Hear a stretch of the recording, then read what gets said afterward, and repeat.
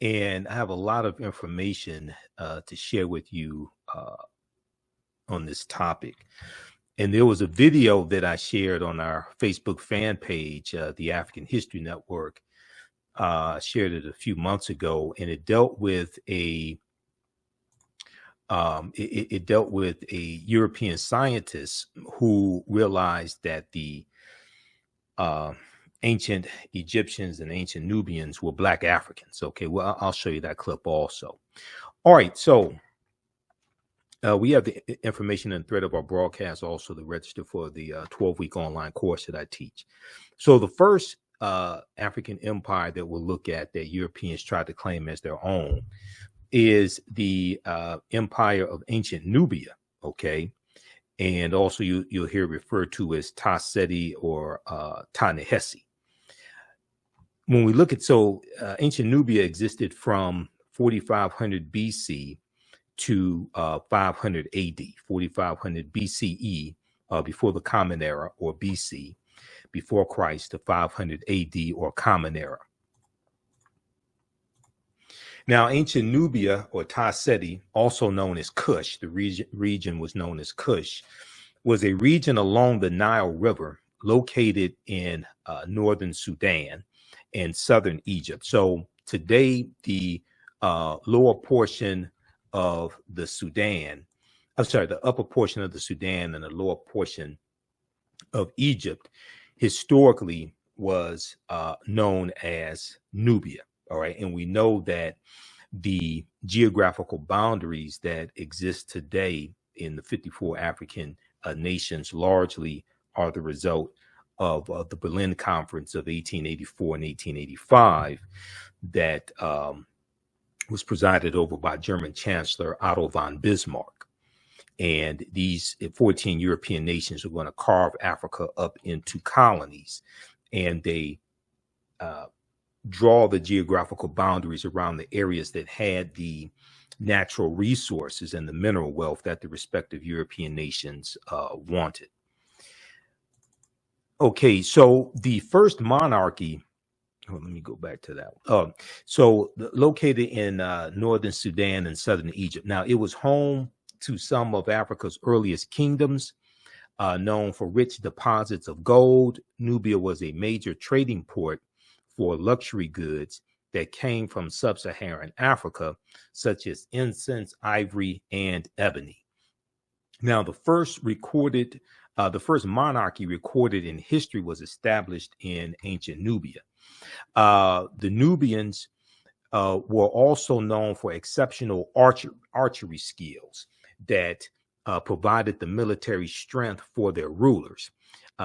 Pharaohs or kings of Nubia ultimately conquered and ruled Kemet, or Egypt, for about 100 years.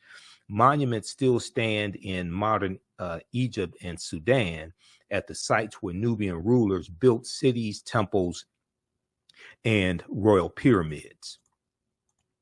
Now, in the 1800s, the Western world's interest in Nubia was awakened by the rediscovery of the ancient empire's monuments, which were reported almost simultaneously by individual British, French, and American explorers. Now, many of these European explorers found it difficult to credit indigenous Africans for building such a civilization. So so what we see here is the same thing that they did with Egypt. They tried to say that, oh, well, these were brown-skinned Caucasians, or these were Semitic people, or these were reddish-skinned Caucasians, anything except Black Africans, because they don't want to have to admit that it was Black Africans who built these ancient civilizations that Europeans tried to claim as their own, but is also Black Africans that you have enslaved in the United States, in these various European countries also, when you talk about Great Britain, France, Portugal, etc. So they don't want to have to come out and admit, it's like, well, wait a second. You have these African people enslaved, all right, but you don't want to give credit to the civilizations that people built. And we know that African people did not stay stagnant, did not stay stationary. So we migrated. And some of the migration was voluntary. Some of the migration was forced, okay, because of invasions. So we know that the Yoruba that are in Nigeria, as well as the Dogon of Mali and Burkina Faso, okay, we know that they come from ancient Kemet. All right, so we're going to see African people migrate migrate from Nile Valley region of Africa to Central Africa to West Africa. All right, so many of them found it difficult to credit indigenous Africans for building such a civilization. We see the same thing with Zimbabwe as well. And then we also see, when we look at the Moors, the African Moors, we see Europeans tried to claim that, oh, all the Moors were Europeans. All right, now this video here, this is a European scientist who is disappointed when he finds out that ancient Egyptian pharaohs were Black Africans. Ancient Egyptian pharaohs were Black Africans. And I'm going to see if we can get this to play here. I'm going to go to this. Let's switch over to it. Just give me a minute here. All right, let's flip over to this video.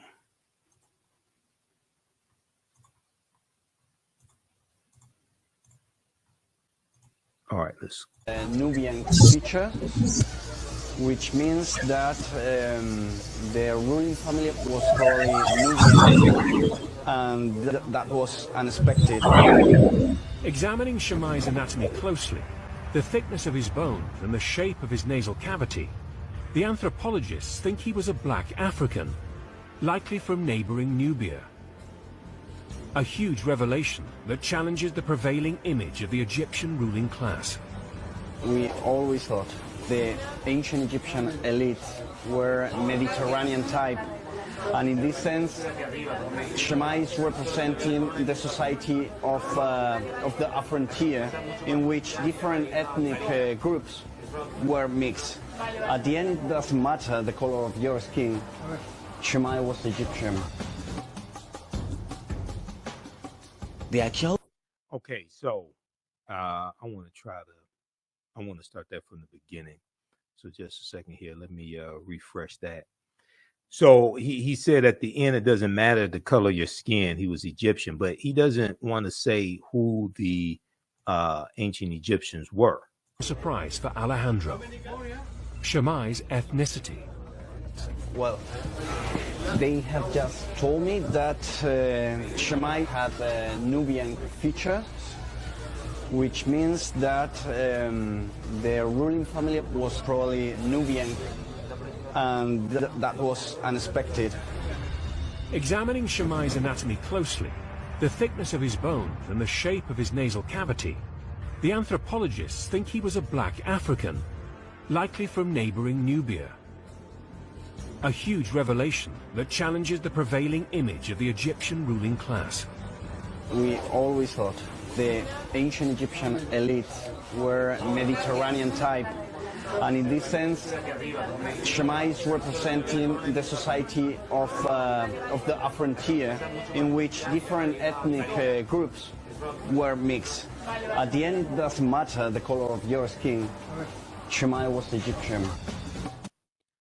Okay, so why would you think that the ruling class in ancient Egypt, ancient Kemet, was Mediterranean? See, they said they were shocked. They were stunned. They were stunned that he's Black African. Really? These are the type of games that they play. Okay, these are the type of games that they play, and then they're so shocked. Oh my God, these are Negroes. Oh my God, you mean like the Negroes that we enslaved and told the world were inferior, right? And never contributed anything to world civilization. never built societies, etc. We made it illegal for them to learn to read and write when they gave reading and writing and literature to world civilization. They created world civilization. Oh my God. We can't let the world know this. Okay.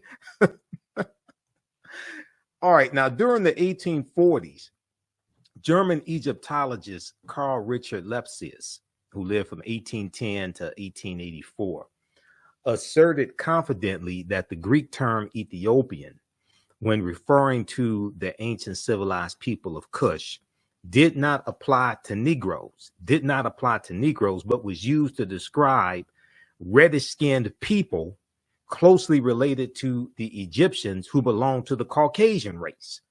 And when you read Nile Valley Contributions to Civilization by Tony Browder, which is one of the books that we use in the 12-week online course that I teach, Ancient Kemet, the Moors, and the Ma'afa, Understanding the Transatlantic Slave Trade, what they didn't teach you in school.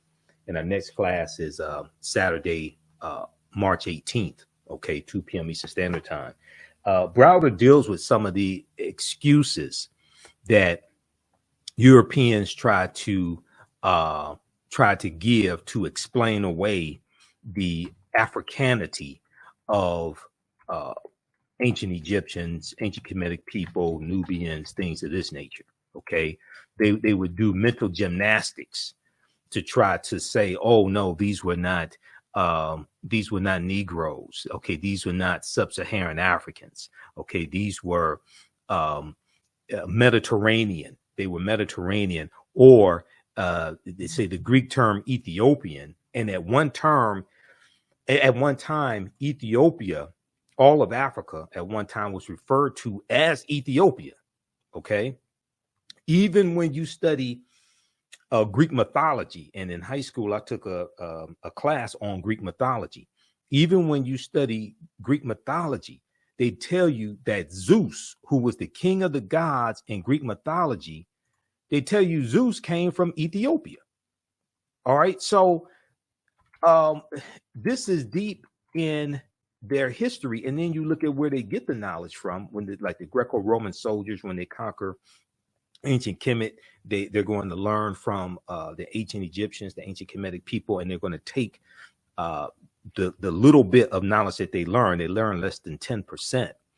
They're going to take the little bit of knowledge that they learned. They take it back to Greece and Rome, but they take it to other parts of the world. They also take it to Ireland as well. Okay, so they said that during the 1840s, German Egyptologist Carl Richard Lepsius said that the Greek term Ethiopian, when referring to the ancient civilized people of Kush, did not apply to Negroes, but was used to describe reddish-skinned people closely related to the Egyptians who belonged to the Caucasian race. Was he trying to imply that Negroes were not civilized? Is that what he was trying to imply? Now, Nubia was the first recorded monarchy. Now, ancient Kemet, or Egypt, is the first major civilization in Africa for which records are abundant. It was not, however, Africa's first kingdom. A March 1st, 1979 New York Times front page article written by journalist Boyce Rensberger reported, quote, evidence of the oldest recognizable monarchy in human history, preceding the rise of the earliest Egyptian kings or pharaohs or Nasubites by several generations, has been discovered in artifacts from ancient Nubia.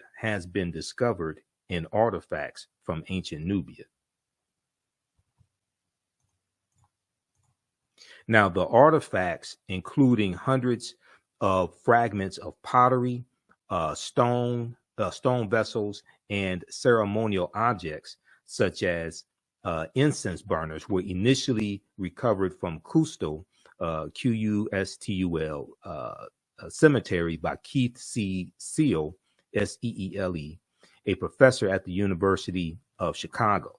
Okay, now what is a monarchy? What is a monarchy? Right, now a monarchy is a political system based upon the undivided sovereignty or rule of a single person. So like a king, could be a queen as well. All right. The term applies to states in which supreme authority is vested in the monarch, and who is an individual ruler who functions as the head of state. An individual ruler who functions as the head of state and who achieves his or her position through heredity, usually through heredity. Most monarchies allow only male succession from father to son. Okay. For more information, check out Britannica.com. They have some good basic information on what a monarchy is. Okay. And it's listed under monarchy. Now, ancient Nubian artifacts yield evidence of earliest monarchy. This was a March 1st, 1979 New York Times article. Okay. And in the article, it says evidence of the oldest recognizable monarchy in human history, preceding the rise of the earliest Egyptian kings by several generations, has been discovered in artifacts from ancient Nubia in Africa. Until now, it had been assumed that at the time, the ancient Nubian culture, which existed in what is now northern Sudan and southern Egypt, had not advanced beyond a collection of scattered tribal clans and chiefdoms. The existence of rule by kings indicates a more advanced form of political organization. Okay, indicates a more advanced form of political organization in which many chiefdoms are united under a powerful and wealthier ruler. The discovery is expected to stimulate a new appraisal of the origins of civilization in Africa, raising the question of to what extent later Egyptian culture may have derived its advanced political structure from the Nubians. The various symbols of Nubian royalty that have been found are the same as those associated in latter times with Nasubites or pharaohs or Egyptian kings. So Nubia or Ta-Nehesi is the mother. Okay, Nubia or Ta-Nehesi is the mother, and the grandmother of ancient Kemet is Abyssinia or Ethiopia. All right, so all those civilizations are connected. You're dealing with Nile Valley region civilization. All right, give us a thumbs up, give us a heart, give us a like on this broadcast. Okay, so the discovery is expected to stimulate a new appraisal of the origins of civilization in Africa, raising the question of to what extent latter Egyptian culture may have derived its advanced political structure from the ancient Nubians. The various symbols of Nubian royalty that have been found are the same as those associated in latter times with ancient Egyptian kings or pharaohs. The new findings suggest that the ancient Nubians may have reached this stage of political advancement as long ago as 3300 BCE, before the Common Era, or BC, before Christ, several generations before the earliest documented Egyptian king. The discovery is based on the study of artifacts from ancient tombs excavated 15 years ago, now 15 years prior to 1979. Okay, 15 years ago, in an international effort to rescue archaeological deposits before the rising waters of the Aswan Dam covered them. Okay, so read this article from March 1st, 1979, from the New York Times. Ancient Nubian artifacts yield evidence of earliest monarchy.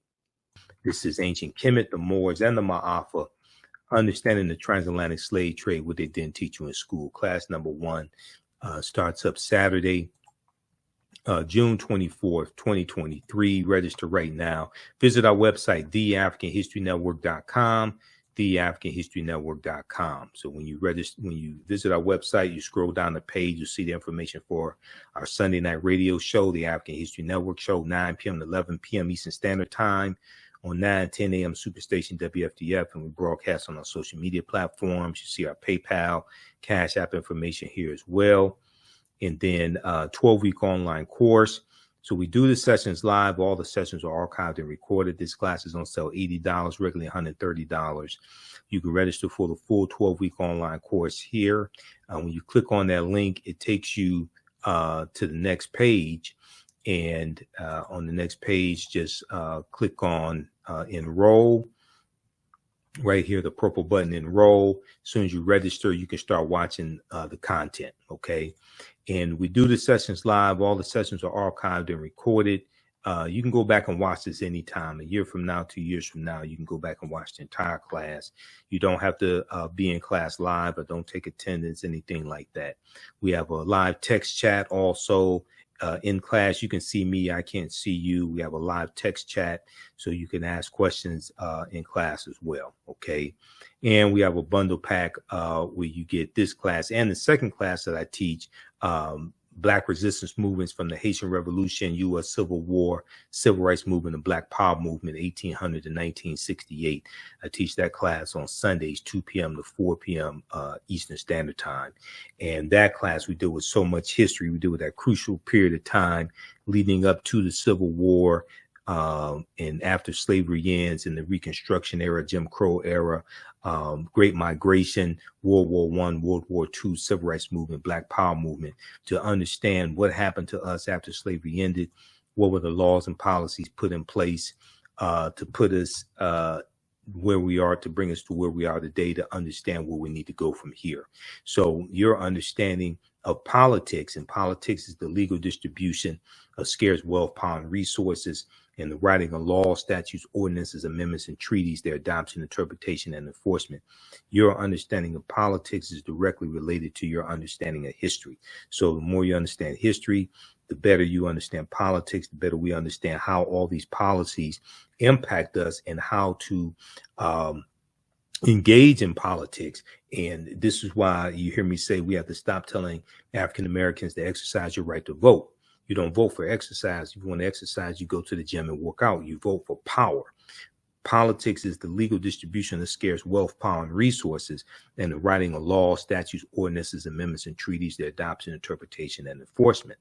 So we have to understand history, economics, law, and politics to be able to put together agendas, to be able to organize and force our agenda and get policies put in place that are beneficial to African Americans, and what's good for African Americans are good for America in general.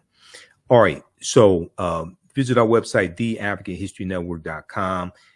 You can register for this class. Class number 1 is Saturday, June 24th. Class number 2 is Saturday, July 1st. Class number 3 is Saturday, July 8th. And this is 2 p.m. to 4 p.m. Eastern Standard Time. We have the link for the class in the thread of the broadcast. You can register right now. We have bonus content already uploaded that you can start watching, and you'll also get 5 of my lectures free included with the registration of this course. They will be in the video library, so you can stream 5 of my lectures also. If you want to support the African History Network, and if you if you want to pay through Cash App, you can do so right through our website.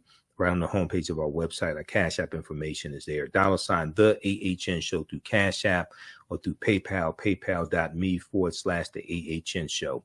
And this is our Cash App account, and we have the link on the homepage of our website because there's some fake African History Network Cash App accounts out there, and I'm still trying to get them shut down. So when you scroll down our website, we have our Cash App information. Click right here, and it takes you to our Cash App link. It's $, the AHN show, SHOW. And when you go to it, it will say Michael also. So we have that there, and our PayPal information is here as well. PayPal.me/the AHN show. All right. So we'll hope to see you in class this Saturday. Remember, right knowledge corrects wrong behavior. It's not over till we win. Wakanda forever. And we'll talk to you next time. Peace.